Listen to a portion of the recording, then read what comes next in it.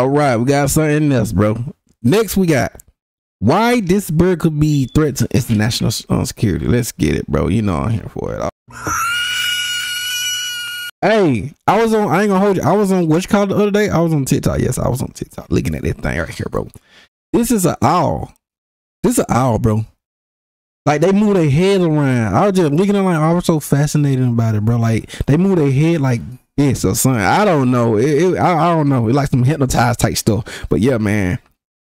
I want to see what else they I know some people probably find them weird, but yo, I don't know. Something about out there like staring at them. I don't know what it is.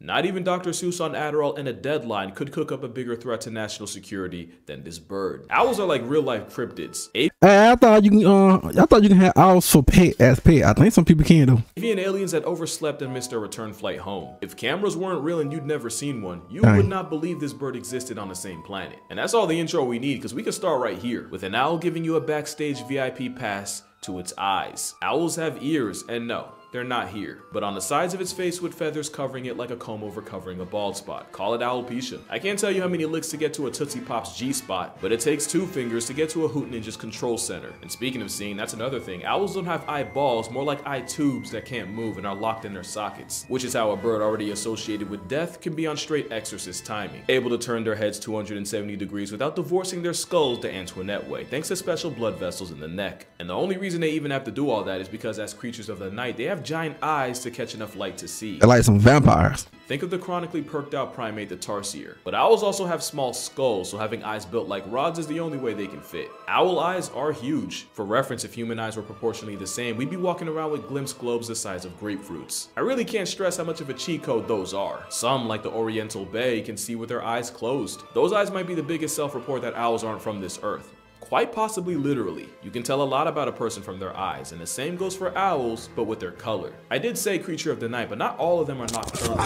Owls with yellow eyes are more likely to be diurnal and active during the day. Orange means they're probably crepuscular, and if eyes are windows to the soul, black eyes tell you no one's been home for a minute, but also that they're nocturnal and darkness really is their domain. But then, you have this. If you venture on the cryptid side of the internet, you definitely know about Mothman, a humanoid demon spawn with 2 eyes apparently redder than any red you've ever seen. Well, if you thought I was being cute about the cryptid stuff, this is the Stygian owl of South America, named after the river of Styx that the souls of the dead like a Dracula after travel to get to the underworld of Hades, according to Greek mythos. Their eyes are naturally yellow, but the special tissue for night vision behind its retina causes it to reflect red under artificial light. And between that and the pseudo horns, you can kind of see how the mix-up might have happened. There's also the infamous that thing hard. It look clean. I ain't gonna hold it. Look hard, clean, bro. I ain't gonna hold you there. Flatwoods monster with free real estate in West Virginia folklore, which might have just been a barn owl from a really unfortunate angle, which is also understandable. But those that know about barn owls, and I like them owls right there, bro. If you don't, you will in this video. Barn owls are a different. I like them, bro. They move their heads some type of way, bro. Kind of freaky, but the most cursed owl might be the one that's not alive anymore. Ornomegalonyx was a giant ancient Cuban predator of a bird believed to have stood at up to 3 feet 7 inches tall. It was such a unit that the first scientists to see its bones thought it was a type of terror bird before it was later classified as an owl. But terror bird doesn't have to be a name to be a lifestyle, because they were believed to be ambush predators that would have airdropped you to the afterlife with bone-crushing talons. It's also believed they would have murked prey as big as modern-day black bears. As big as they are, they probably spent most of their time on the ground and only took flight when fight was off the table, basically acting like turkeys. Sounds like no big deal until you remember how on-timing turkeys can be. But like Fidel, the op of Cuba has long been past tensed, but today, there's over 250 flavors of hoot men populating the earth. Obviously way too many for me. Hey, that's a hard one right there. I like how that owl look like that. It's like it got eyes right there, but it knows that it's nose. Weird. To describe them all. So I'm gonna just run through my favorites.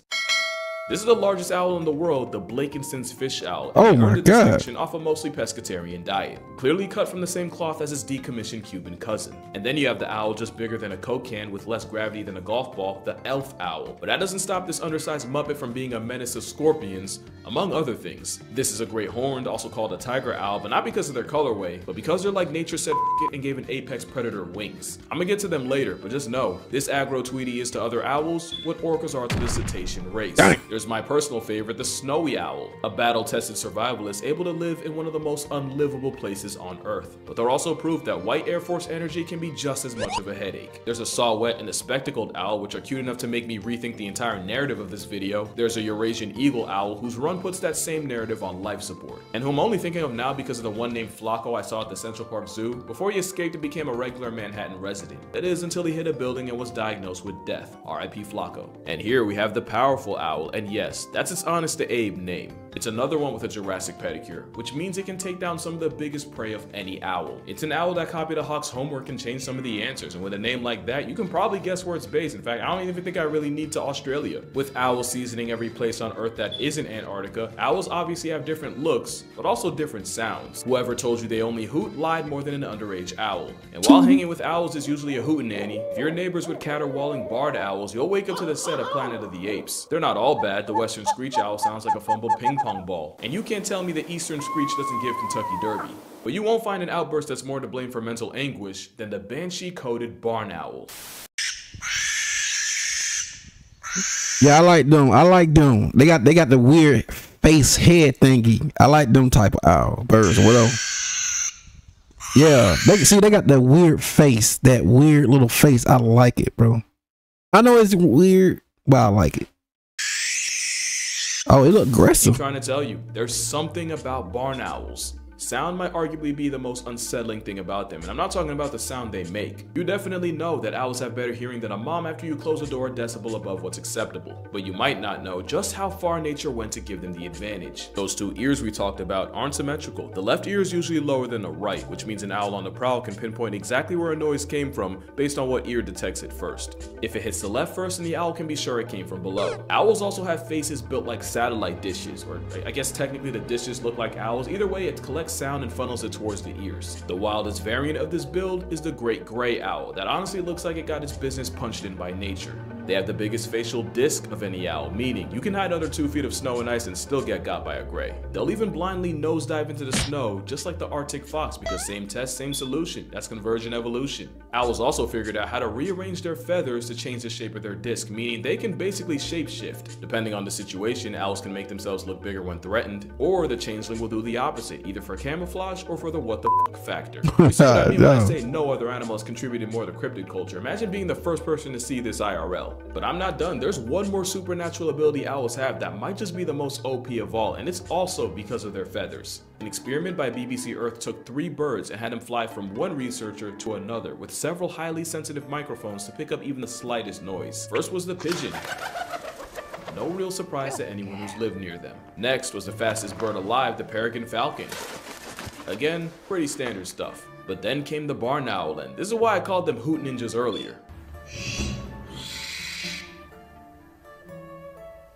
Oh yeah, cause they quiet. Yeah, cause they fly quiet and stuff. So silent. Right, let's talk about it. Pigeons are social birds that also get put in a bucket by multiple birds of prey. So their takeoff sound is like an alarm call to the rest of the flock. So if one pigeon goes, you know the rest will follow. The crested pigeon even evolved their own form of a ringtone. Then there's a pigeon paralysis demon, the falcon. And since they put all their evolution points into speed, they don't have to worry about the sound they make, just one-shotting their prey into the next world. But with owls, they have modified flight feathers that makes it a living lethal weapon with a silencer. There is one important catch though. Hush Tweety sold its soul for a built-in muffler, and it cost a waterproof oil coating on their feathers. That's how the steely-eyed gatekeeper of the night turns into an alcoholic muppet when you add water. This might be the most damning evidence for the alien allegation. 70% of the earth is water. If this is what 70% of the world does to you, I have to assume you're not from it. And once owls get too wet, they can't fly. And clearly they didn't read the terms of service, cause they do not look happy about it. I'd say it's a fair trade though, cause a flight-happy dinosaur on silent mode with night vision and god-tier hearing equipped might be one of the most conceptually terrifying things to be hunted by. For real. They say getting gripped by an owl feels a Yeah, that like dangerous right now. It's this lot like getting caught in the jaws of a German shepherd. Getting disqualified from life by an owl usually means getting crushed to death. If the prey is too big, they'll just dismember it. And since owls like to eat their prey head first, that usually means decapitation. So if you ever see an animal that's physically lost its mind, you can be sure an owl somewhere ate good. Owls will also surplus kill. A picture was taken of a snowy owl pantry with about 70 dead lemmings arranged like a wreath. And there's even a story of scientists finding an owl nest with 70 plus cat collars, although I personally don't believe that one. But the avian assassin is for sure. Oh yeah, see this the one I saw. Like bro, it ain't made no noise. It just came up and got one of them things. I think he got that one, bro. I'm like, bro, that's crazy. One of the most underrated predators in See, it just came and got that, bro. Bro, that was so that was a W right there for me, bro. I'm like, God, that was a W. nature. Yeah, we're not about to skip past an owl snatching a hawk in its own crib. You see, there's birds of prey and the ones birds prey about, and owls are definitely the latter. Owls will regularly grief other birds of prey like this beheaded red-tailed hawk or this young Cooper hawk. As you've seen, they'll use the cover of darkness to commit hit and flies on families like this peregrine falcons, and it's not always about a meal. Sometimes it's about sending a message. Owls don't usually build their own nest, and this homicidal air mime has been seen attacking bald eagles in an attempt to hijack theirs. But owls also don't believe in squatters' rights, so God help the kestrel that try to use their own strat against them. Owls are honestly what would happen if you gave honey badgers Red Bull. They're definitely one of those around and find out animals, but there is one bird owls have generational beef with. Owls and crows have one of the most infamous rivalries in nature, and it's because owls will kill without prejudice, and often that includes crows. But crows are also highly intelligent and arguably the smartest birds on earth, but more importantly, they have the capacity to hold grudges and seek revenge. So crows will mob any owls caught in broad daylight when they have the advantage, harassing the bird of prey using the OP power of friendship. It's how the same predator that can check falcons, hawks, and even eagles can get railroaded by a murder of crows. The beef is so ingrained that crows that have never crow come in pack though, bro.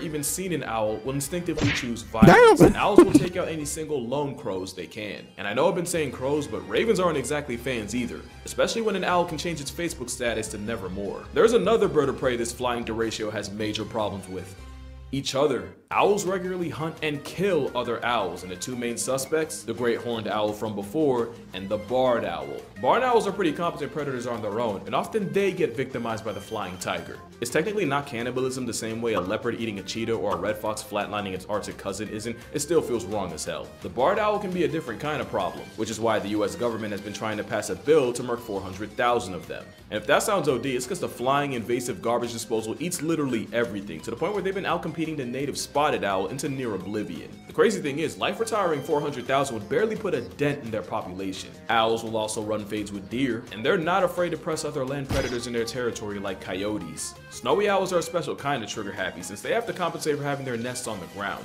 The result is the biggest crash out of the owls choosing fight and flight with a whole wolf.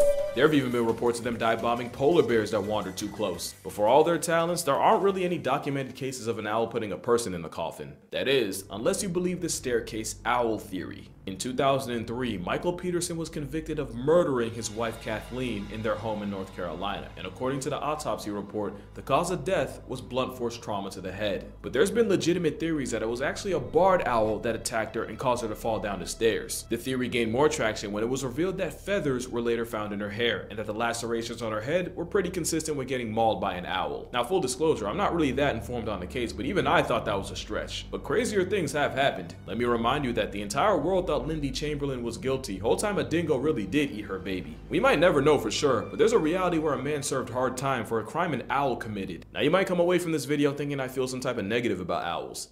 Quite the opposite. I've gained a whole new respect for these birds. For one, they're free pest control. Just one barn owl family can eat 1,000 rodents in a season. Speaking of the barn owl, I like them owls, bro. Monogamous, and not only will they often mate for life, they'll often return to the same nest year after year. You can't have that kind of longevity without reinforcing your bond, and the owl equivalent of a vow renewal is what you're seeing right here, called billing. That and a good intimate preening session. And while they're still wild animals that really aren't meant to be pets, the ones rescued by humans can often end up imprinting on them. The result makes depression hear boss music. And even though they're often associated with dark and death, in Japan they're often seen as a sign of good fortune. Moral of the story, owls aren't harbingers of doom. They're not the feathery antichrist. Nah, owls are just the cats of birds, and I honestly love that for them. But that's gonna do it for this video. I'm not kidding when I say I hyperfixated on owls for a couple of weeks, so much that I'm actually planning a trip to a raptor trust near me. If this video gets 130,000 likes, I'll share some pictures and videos with y'all. And don't worry, I didn't forget about the promise I made here, because y'all really demolished last video's like goal. Like, for real, I did not think y'all would do it that fast. And because I'm a man of my word, I will be visiting an elephant sanctuary sometime this summer and recording it for y'all. I do want to make sure I'm supporting a legitimate place, so if anyone has any experience with them and can recommend any ethical ones, feel free to comment down below. We'll get to that bridge, but until we do, make sure you drink water. If you have a spouse, go tell them you love them right now. If owls can do it, so can you. Support your local sky cats, and I'm gonna see y'all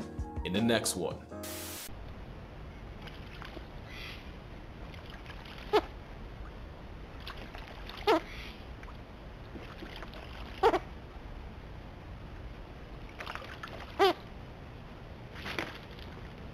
Big owl, bro. And there you go, ladies and gentlemen. Yo, man, I like them birds, them type of owl birds. You already know. Link up in the description on all that good stuff, man. Yeah, you know.